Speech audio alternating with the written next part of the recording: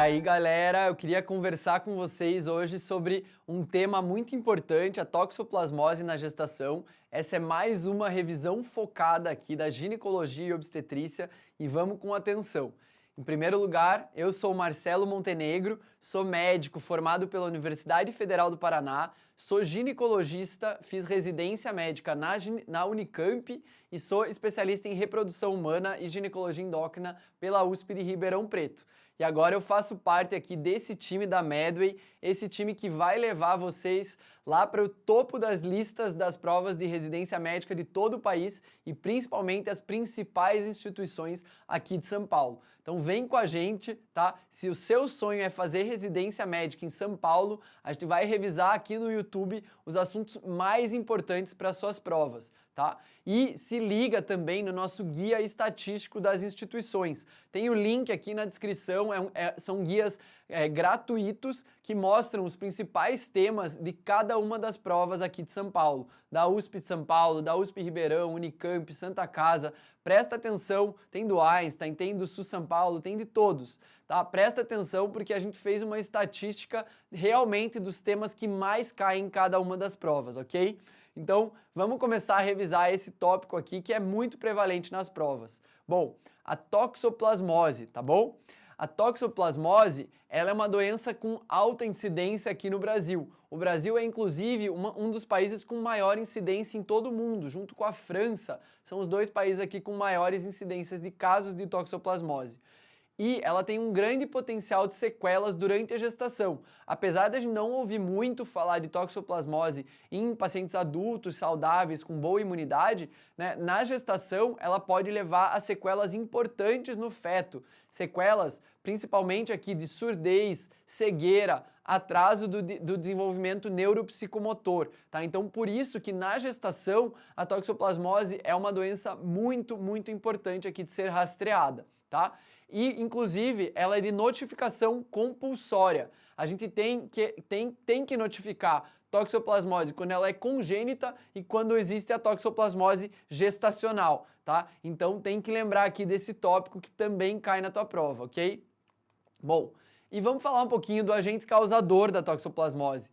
É o famoso Toxoplasma gondii. Ele é um protozoário, não é um vírus, não é uma bactéria. É um protozoário parasita aqui. E o homem não é o hospedeiro definitivo do Toxoplasma gondii. É o famoso gato, né? O gato é o hospedeiro definitivo. A gente colocou uma imagem aqui de um gato comendo carne, porque a gente quer lembrar que o gato não come sempre ração, né? Não é todo gato que é doméstico. Então o gato é um animal carnívoro, ele come carne, realmente é por meio desse tipo de alimentação que esse gato vai se infectar aqui com o Toxoplasma gondii, tá?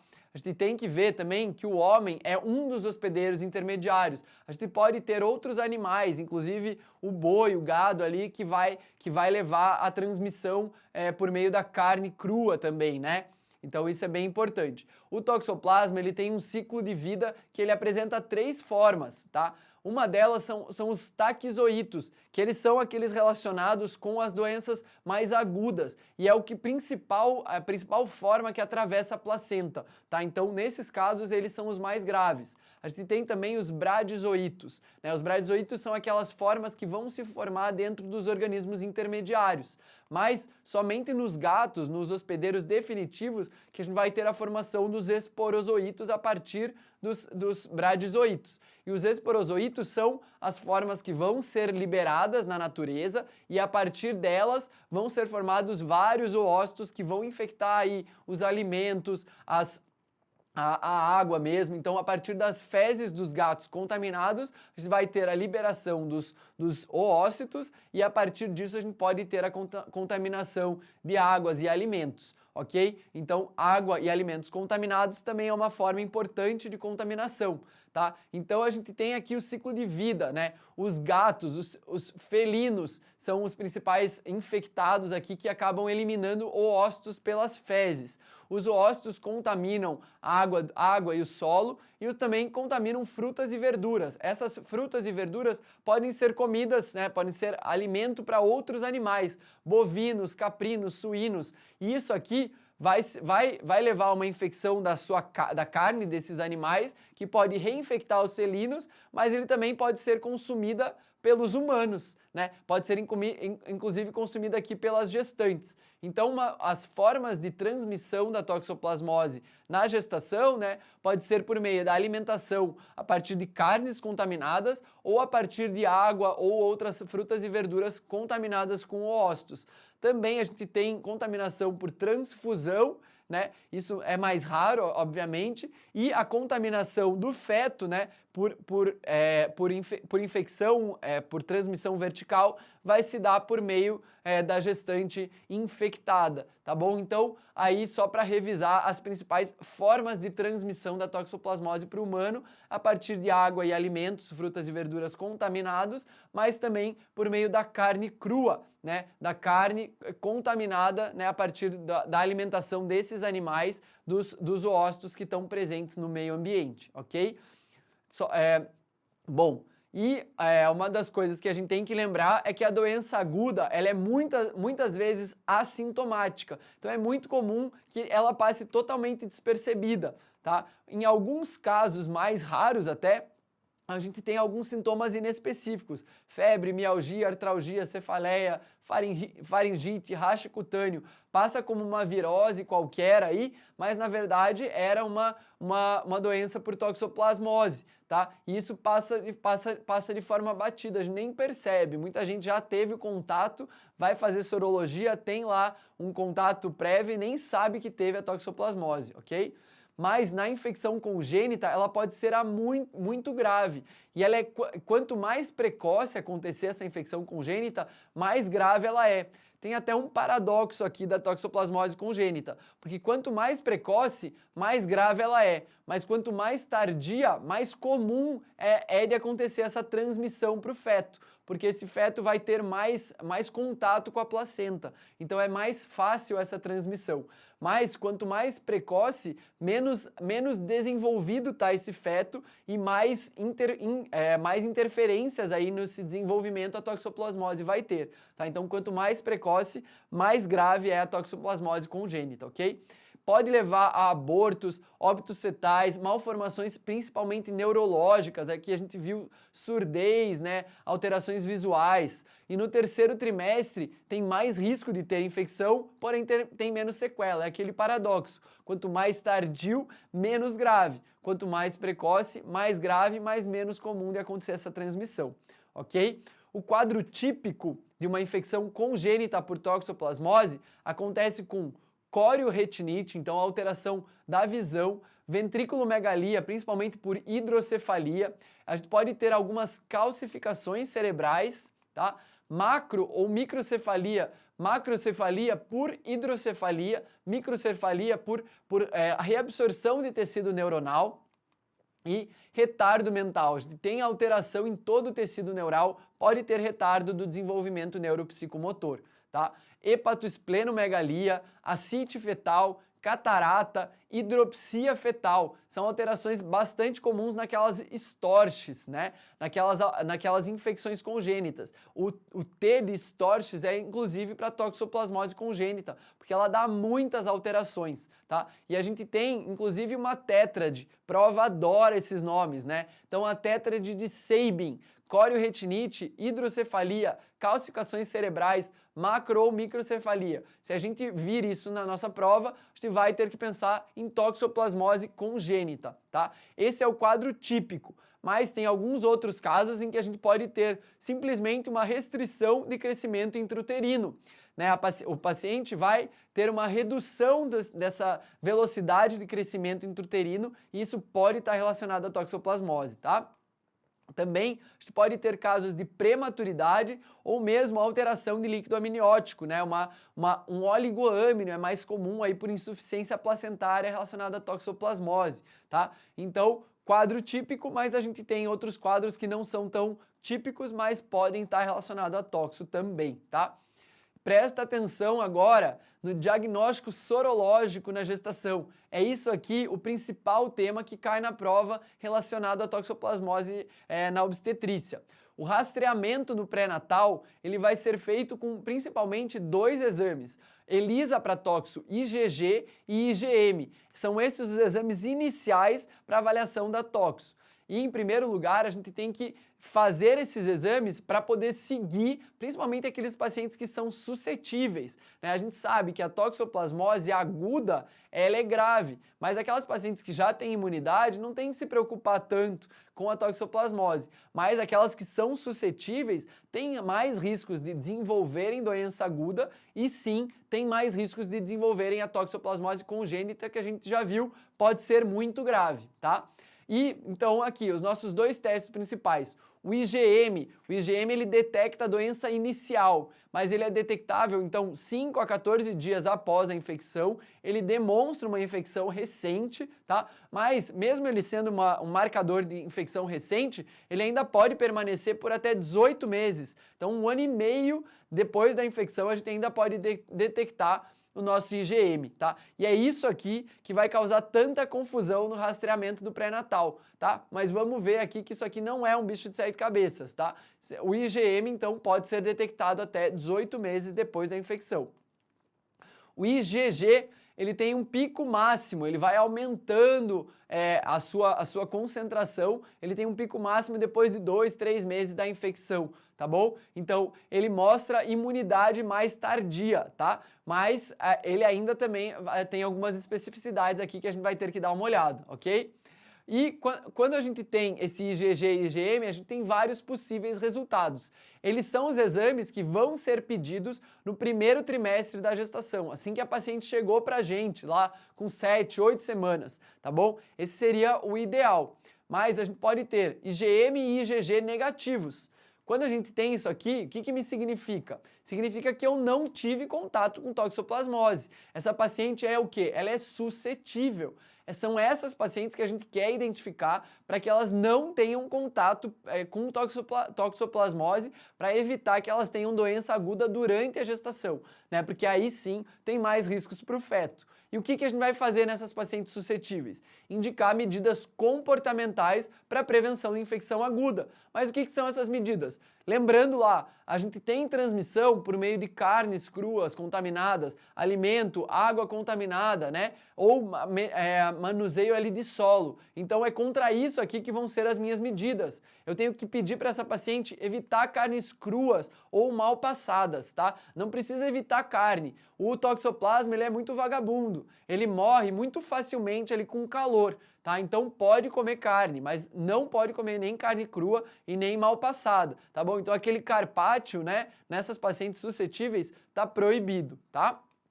Cuidado com limpeza de alimentos. Então, bastante importante aqui para evitar o contato com alimentos contaminados, né? Com aqueles oócitos dos que foram eliminados nas fezes dos gatos e podem contaminar os alimentos, podem contaminar a água. Então, a água tem que ser filtrada para essas pacientes. Cuidados na jardinagem, a gente tem que evitar manuseio ali de terra, né? E lavar bem as mãos após manusear ou até mesmo utilizar luvas durante a jardinagem, tá? E também, quando a gente tem muito contato com gatos, a gente tem que dar rações comerciais para fazer com que esses gatos evitem comer carnes contaminadas, tá? Gatos domésticos, né? Gatos são um pouco diferentes daqueles gatos que são chamados de vida livre, né? Quando os gatos são de vida livre, eles têm mais acesso a alimentos que são contaminados. Mas gatos domésticos têm a indicação de comer ração que não tenha risco aí de contaminação por toxoplasma, tá bom? E mais uma coisa importante aqui é repetir sorologia. Essa paciente está suscetível, então a gente tem que ver se ela em algum momento adquiriu a toxoplasmose. Então a gente vai repetir sorologia IgG e IgM bimensalmente, a cada 2 meses, tá bom? Durante todo o pré-natal. Bom, além desse IgG e IgM negativos, a gente pode ter um IgM negativo e um IgG positivo. Isso a gente fala para a paciente, ó, tá tudo bem, você é imune, não se preocupa com isso, vamos seguir o nosso pré-natal, tá? Esse é fácil, tá? Paciente imune, IgG positivo, IgM negativo. Próxima possibilidade, IgM e IgG negativos e depois, né, numa segunda sorologia de segmento, IgM e IgG positivos. Ai, meu Deus, o que aconteceu aqui? Essa paciente soro converteu. né? Então a gente teve uma soroconversão, essa paciente teve, então, toxoplasmose aguda na gestação, a gente vai ver o que tem que fazer. Mas aqui é a nossa maior certeza de que a gente teve toxoplasmose aguda, tá bom? A gente já vai ver o que vai ser feito nessa situação. Próxima situação, IgM e IgG positivos na primeira consulta. Esse é o caso mais complicado, que é o caso que a prova vai gostar mais de cobrar de vocês, tá? Quando a gente tem o IgM e o IgG positivos, a gente tem que pensar que essa paciente é suspeita para uma infecção aguda ou crônica, né? O que pode ter acontecido? Ela pode ter pegado essa infecção há 1 ano e pouco, né? Até 18 meses, tá com o IgM positivo e o IgG já positivou também. Mas eu não sei se ela estava grávida ou não, ela está com lá 8 semanas na primeira consulta, né? Então pode ter pegado há 8 semanas? Pode, mas ela pode também ter pegado há 10 meses, e isso não interferir em nada aqui na minha gestação. Então eu vou ter que fazer algum teste um pouco mais específico para ver se isso foi mais recente ou não. E qual que é o nosso teste mais específico aqui quando a gente tem IgG e IgM positivos na primeira consulta? É a famosa avidez para quem? Para o IgG, tá? Não é para o IgM, tá? O IgM, ele vai ser positivo ou negativo só. O IgG, ele vai aumentando a sua avidez, né? Conforme vai passando o tempo, o IgG vai ficando mais forte, né? Então, quando a gente tem um IgG com alta avidez, significa que foi uma infecção mais antiga, tá? Significa que esse IgG teve mais tempo para se diferenciar, para ficar mais parecido ali com a molécula da toxoplasmose e ele está mais ávido por aquela molécula, tá? Então, significa que a gente teve uma infecção aguda nas últimas 16, mais, né, do que 16 semanas. Nas últimas, não, além a mais do que 16 semanas, tá? Se for uma baixa avidez, significa que é uma infecção mais recente, menos de 16 semanas, tá bom? Então, avidez alta para IgG significa que faz mais tempo dessa infecção. Se eu tenho uma paciente aí que tem 8 semanas, significa que ela teve uma infecção há mais de 12 semanas, significa que não foi aqui durante a gestação. Então, eu fico mais tranquilo. Mas agora, se ela tem uma baixa avidez, significa que foi há menos de 16 semanas. Então, pode ter sido na gravidez, eu vou ter uma suspeita, vou ter que tomar algumas medidas específicas, ok? Bom, quando a gente tem uma mãe, né, mesmo que ela tenha soro convertido ou tem um IgG e IgM positivos com baixa avidez, eu tenho uma suspeita de toxo gestacional, né, uma suspeita de toxo na mãe, mas eu não estou confirmando infecção fetal, tá? Mas aí sim, eu tenho indicação de pesquisar a toxo no feto, tá? Porque a toxo no feto que é o meu problema, não é na mãe, né? Mas eu tenho que avaliar, eu tenho que confirmar a infecção fetal quando eu tenho uma transmissão vertical confirmada, por exemplo, tá? E isso vai ser confirmado por meio da amniocentese. Eu vou lá no líquido amniótico, tiro um pouquinho desse líquido e vou fazer um PCR para Toxoplasma gondii lá no líquido amniótico para ver se esse protozoário conseguiu entrar pela placenta e infectar o feto, tá? Aí sim é mais grave, tá? E essa pesquisa com amniocentese pode ser feita entre 12 até 32 semanas, tá bom? Mas ela não é indicada em todas as pacientes, ela é indicada naquelas que eu realmente tenho suspeita de transmissão vertical. Quando a gente tem uma soroconversão, então aquela lá que era IgG e IgM negativos e virou IgG e IgM positivos. Aqui é uma soroconversão materna, eu tenho que pesquisar infecção no feto também. Tá? Ou quando eu tenho algum ultrassom sugestivo de uma infecção fetal, né? Múltiplas calcificações intracranianas. Aqui a gente tem também, por exemplo, ascites, esplenomegalia ou aquela hidrocefalia que a gente falou. Essas aqui são imagens sugestivas de que tem alguma infecção, principalmente as estorches, né? Se a gente tem ali uma sorologia sugestiva, a gente vai pensar que isso aqui pode sim estar relacionado à toxoplasmose, vale a pena fazer uma amniocentese e confirmar realmente se tem alguma infecção no feto, tá?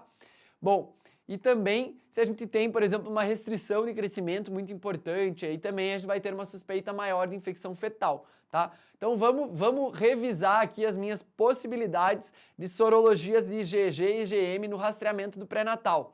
Quando a gente tem, então, um IgG positivo e IgM não reagente, essa essa paciente já tem imunidade, ficou tranquilo, né? A doença foi antiga, não tem problema. Quando os dois são negativos, paciente suscetível, vou realizar ações de prevenção, né? Tudo aquilo que a gente falou, evitar alimentos contaminados, água contaminada, carne crua, jardinagem, tudo isso. Os dois reagentes, o que é isso? Possibilidade de infecção durante a gravidez, eu vou ter que solicitar a avidez de IgG naquela mesma amostra. Avidez alta, infecção a mais de 12 a 16 semanas. Avidez baixa, infecção um pouco mais recente, nas últimas 16 semanas, tá? Se o IgG não é reagente, o meu IgM é reagente, uma infecção ou é muito recente ou, mais comum, IgM falso positivo. O que eu faço? Repito as duas sorologias em 3 semanas para ver se isso aqui se mantém, né? Se mantiver IgM positivo, realmente era um falso positivo. Agora, se o IgG positivou, aí sim era uma infecção muito recente, ok? Mas e aí? O que eu tenho que fazer de tratamento? Quais medicações vão evitar uma toxoplasmose congênita, aquela grave situação aqui que a gente está vendo de transmissão vertical da toxo?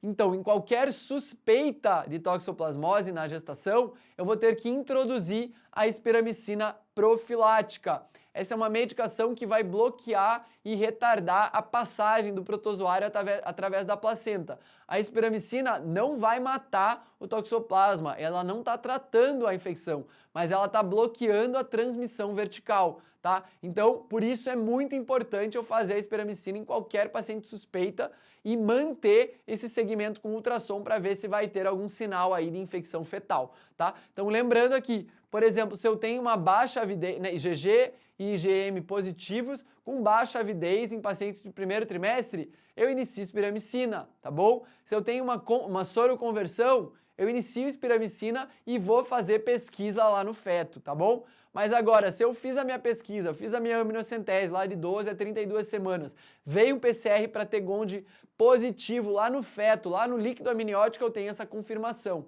Aí sim, eu vou fazer o famoso esquema SPAF, tá? Que é sulfodiazina, pirimetamina e ácido folínico. Fiz esse esquema para paciente porque eu vou segurar um pouco esse esquema porque ele é muito invasivo, ele pode dar anemia na mãe, tá? Então é por isso aqui que eu vou segurar um pouco esse esquema, tá bom? Sulfodiazina, pirimetamina e ácido folínico sempre deve ser iniciada após a 16ª semana de gestação, tá? Então, pacientes muito jovens, com idade gestacional muito precoce, que fizeram a soroconversão, eu mantenho espiramicina, fez 16 semanas, vou iniciar esquema SPAF, tá? Como eu falei, pode dar anemia materna, então por isso que eu tenho que fazer um segmento aqui com hemograma, tá bom? Hemograma, inclusive, para avaliação até mesmo de anemia fetal, ali se tiver alguma alteração ao ultrassom também, né?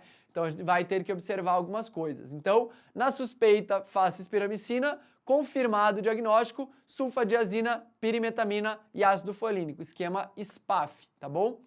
Então, só revisando aqui as doses, espiramicina é quando a gente vai fazer uma profilaxia de transmissão vertical e o tratamento da transmissão vertical, SPAF, sulfadiazina, pirimetamina e ácido folínico, tá bom?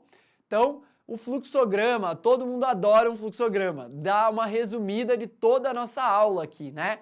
Então, lá no rastreamento inicial, IgG positivo, IgM negativo, tranquilo, imunidade, segmento de rotina, IgG, vamos para cá, IgG negativo, IgM positivo, repito sorologia em 2 a 3 semanas, se manteve com IgM positivo e IgG negativo, é um falso positivo para IgM, pré-natal de rotina. Mas agora, se o IgG positivou, significa uma infecção aguda, teve soroconversão. É a mesma situação se eu tenho uma sorologia inicialmente negativa, depois a gente repetiu e alguma delas ali positivou. Eu vou ter soroconversão. Inicio espiramicina e encaminho para um centro de referência para fazer pesquisa fetal. Tem confirmação do feto, esquema SPAF, ok? IgG e IgMs positivos no primeiro trimestre, é isso aqui que a prova mais gosta. Alta avidez significa infecção mais tardia, rotina, né? Se foi feito isso aqui no primeiro trimestre, vai para a rotina normal. Se a minha avidez é baixa ou indeterminada, que pode acontecer isso também no resultado do exame, eu vou fazer espiramicina, porque é uma suspeita de toxoplasmose, e vou realizar algum outro exame para confirmação, ou uma avaliação seriada aqui da minha dosagem do IgG, por exemplo, tá? E também a gente pode fazer a pesquisa fetal, tá? Mas se esses títulos se mantiverem estáveis, a gente vai manter a espiramicina e ultrassonografia mensal. Mas agora, se esses títulos se elevarem muito, eu vou fazer a pesquisa fetal. Se tiver alteração no feto, vou fazer o esquema mais específico, o esquema SPAF, tá bom? Então esse fluxograma, ele resume bastante da aula, até acrescenta algumas informações extras, então é ótimo para vocês revisarem antes da prova, tá? É bem assim que as nossas apostilas funcionam. A gente apresenta todo o tema e depois a gente sempre faz algum tipo de revisão aqui com um fluxograma. Então atenção, porque a gente sempre resume as questões de alguma forma, tá bom? Então, presta atenção, porque no nosso intensivo de São Paulo também, né? O nosso intensivo de São Paulo contém 40 aulas para cada uma das principais instituições de São Paulo, focadas na Santa Casa, na USP São Paulo, na USP Ribeirão, na Unicamp, em qualquer instituição que você queira fazer aqui de São Paulo, tá bom? Tem simulado inédito, específico com o formato de cada uma das instituições. E além disso, a gente tem ainda um curso de cirurgia e curso de imagens radiológicas, tá cada vez mais comum nas provas de residência cair radiologia. Então, vem com a gente para o nosso intensivo de São Paulo e junto com a Medway, vamos para cima para te aprovar na tua prova de residência. Até a próxima!